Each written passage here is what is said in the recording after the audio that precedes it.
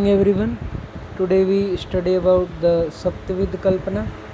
ये अष्टांग हृदय के पार्ट बी में अष्ट प्रकृति, सृष्टि उत्पत्ति क्रम, सप्तविध कल्पना, तंत्र गुण, तंत्र दोष, ताच्छल्य, अर्थाश्रय और कल्पना आदि का वर्णन करने के लिए बोला गया है. जो आपके 16 to 30 अष्टांग हृदय के जो चैप्टर्स हैं प्लस ये टॉपिक्स जो हैं ये कुल मिलाकर 40 मार्क्स के आते हैं और फर्स्ट टू 15 चैप्टर तक 60 मार्क्स का आता है. जब हम सप्तविध कल्पना के बारे में जब हम बात करते हैं तो कल्पना का जो सामान्य अर्थ रचना या निर्माण करना या विधिवत रखना आदि से माना गया है. क्या कहता है आचार्य? The word kalpana has many meanings but it is in the context it is taken as a composition, any literary production, formation, any particular method of making. Thus kalpana is variety of description and various specific literary styles of explanation which writing a शास्त्र और तंत्र. कहता है आयुर्वेद में औषधि निर्माण के संदर्भ में कल्पना शब्द का प्रयोग किया गया है. विशिष्ट अर्थपूर्ण और विशिष्ट अर्थ का ही वह द्योतक है. कल्पना से जैसे स्वरस, कल्क, क्वाथ, हिम, फांट ऐसे पंचविध कषाय कल्पना भी बोली गई हैं. इसी तरह शास्त्रीय संदर्भ में भी उसका अपना एक विशिष्ट महत्व है. कल्पना शब्द यहाँ शैली परक है कि किस प्रकार रचना की गई है, तंत्र की शैली से संबंध रखता है. कल्पना 7 प्रकार की बतलाई गई है: प्रधान, गुण, लेश, विद्या, भक्ष्य और आज्ञा. ये आपको आगे आगे चलकर हम अच्छे से बताएंगे. जिसमें सबसे पहले प्रधान कल्पना है. प्रधान कल्पना के बारे में जब आचार्य ने बतलाया है तो कहता है कि प्रधान की या प्रधान से जो कल्पना होती है वह प्रधान कल्पना कही जाती है. क्या कहता है? When among the substance which have similar action or properties, importance is given to the one which is superior. कहता है प्रधान की या प्रधान से जो कल्पना की जाती है उसे प्रधान कहा जाता है. जैसे घृत स्नेहन करता है, क्षीर जीवनीय शक्ति को बढ़ाता है, मधु संधान जोड़ने का काम करता है. तो यहाँ पर जो गुण और प्रधान होने के कारण गाय का दूध और घी या मधुमक्खी का मधु लेते हैं, यह प्रधान की कल्पना है. प्रधान से भी कल्पना करते जैसे तैल या गोरस का यूज करें. तैल शब्द से यद्यपि अन्य तेलों का ग्रहण होता है तथापि प्रधान होते के कारण तिल तैल का ही ग्रहण करते हैं. जैसे दुग्ध की बात आ जाए तो केवल गोदुग्ध को माना जाए, घृत की बात आ जाए तो केवल गोघृत को माना जाए. इसी प्रकार इसी आधार पर इस संज्ञा की कल्पना है. इसी प्रकार गोरस से महिषी आदि रस का भी ग्रहण करते हैं, किंतु प्रधान होने के कारण गौ के आधार पर ही यह कल्पना मानी गई है. नेक्स्ट इज गुण कल्पना. गुण कल्पना कहता है कि गुण या धर्म के अनुसार जब प्रयोग हो उसे गुण कल्पना कहती है. जैसे चतुष्पाद. चतुष्पाद में भिषक, द्रव्य, उपस्थाता और रोगी ये 4 चीज़ें हैं, लेकिन इसमें भिषक जो है भिषक की कल्पना गुण के आधार पर की गई. इसी के अनुसार कर्म में भी गुण कल्पना हो जाती. जैसे घृतम पित्त अनिल हरम. जो घृत रहता है वो पित्त और वात का नाश करने वाला होता है. गुण कल्पना के बारे में जब आचार्य बतलाता है कि कहता है the word guna indicates quality और the attribute kalpana based on different qualities of an object is called guna kalpana. जैसे guna kalpana explain those attributes which are capable of doing something और doing some karma even though they are not included under guna defined in Ayurveda. उसमें जैसे qualities of चतुष्पाद के बारे में बता दिया, qualities of क्षार के बारे में, क्वालिटी ऑफ तोय जल की क्वालिटीज़ हैं, क्वालिटीज़ विच बूस्ट लाइफ स्पैन जैसे शील है, दया है, सत्य है, ब्रह्मचर्य है.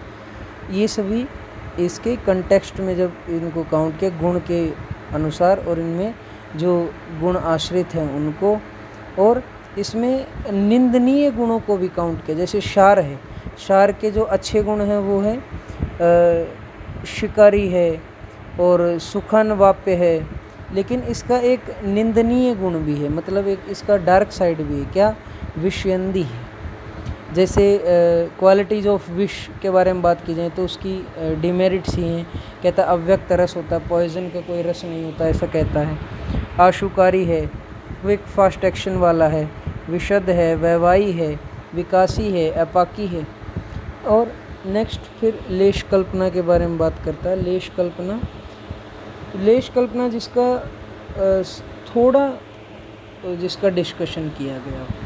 कहता है जो विषय अनुपदिष्ट हैं, उपदिष्ट का अर्थ होता है जिनका उपदेश किया गया, जो बोले गए हैं, और जो विषय बोले ही नहीं गए किंतु सूत्र अवयव के संकेत पर उनका अर्थ ग्रहित हो। जैसे द वर्ड लेश इंडिकेट्स ए स्मॉल पार्ट और पोर्शन और briefly explained in the text. Some topics are not elaborated due to their vastness or any other reasons. कहता है कि कुछ एक जो टॉपिक्स रहते हैं उनको हम बहुत इलेबोरेट नहीं कर पाते हैं, उनके अलग अलग रीजंस रहे हैं। क्या कहता है? जैसे काल और अकाल मृत्यु का लक्षण बताया गया है, उसके बारे में भी बहुत कम आचार्यों ने वर्णन किया है। नेक्स्ट है इंगित कल्पना। इंगित कल्पना से यहाँ आचार्य ने अर्थ लिया है इंगित, जो बिना कहे हुए तंत्रकार इंगित के द्वारा, मतलब कोई बात कहता नहीं है और इंगित कर देता है केवल, मतलब उसकी ओर इशारा करता है, जब अर्थ को उपस्थित करता है तब वह इंगित कल्पना कही जाती है। इसमें इंगित कल्पना में और इसके अगर कंपैरिजन में इसको देखा जाए तो विद्या कल्पना के बारे में भी आचार्य ने बतलाया है। कहता है acharya have elaborated the knowledge of many other shastra in the text for easy understanding of the subject, reference or mentioning the rules of व्याकरण like समास।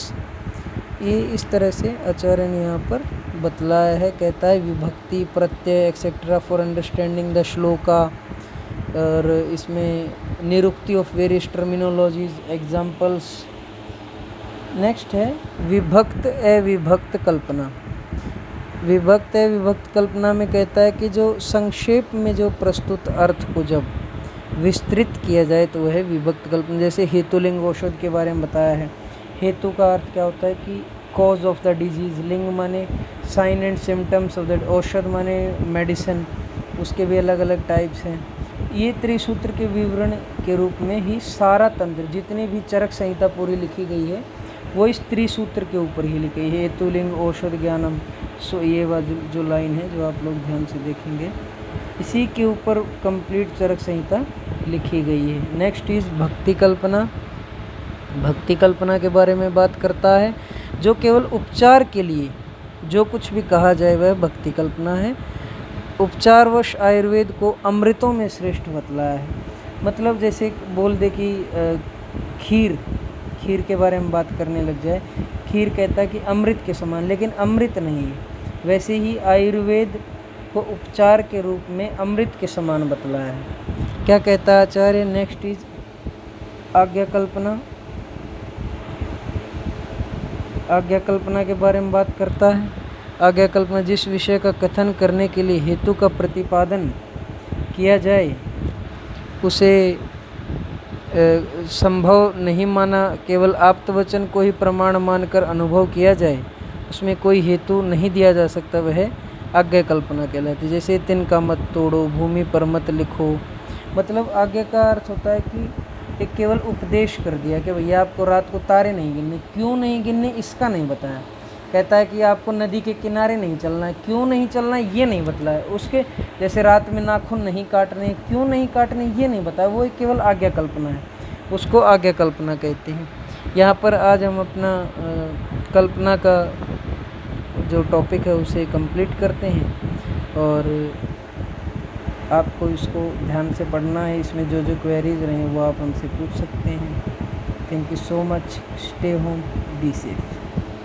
यहाँ आज्ञा कल्पना में दोबारा एक बार आप लोगों को बताना चाहता हूँ कि जो आप्त पुरुषों ने जो कह दिया उनका अपोज ना करना, उसको आज्ञा कल्पना कर। जिस प्रकार का आदेश आ गया वैसा ही करें, जैसे तिनका मत तोड़ो या भूमि पर मत लिखो, ऐसे इनका कोई अपोज नहीं किया गया, तो इनको ऐसे ही मान लिया गया। तो यहाँ पर हम आज्ञा कल्पना को इस प्रकार हम आप्त पुरुषों